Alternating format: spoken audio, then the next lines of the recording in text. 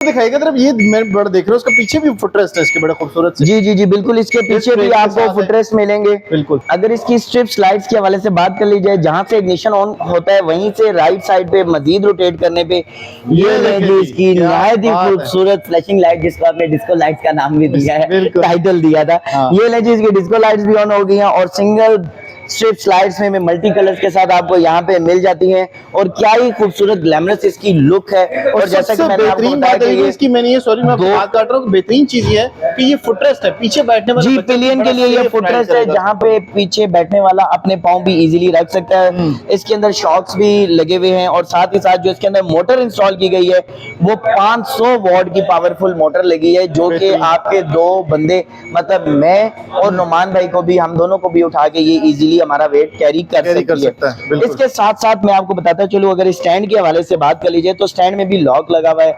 अगर जब तक आप इसके लॉक को पीछे मूव नहीं करेंगे ये स्टैंड से नहीं उतरेगी। ओके।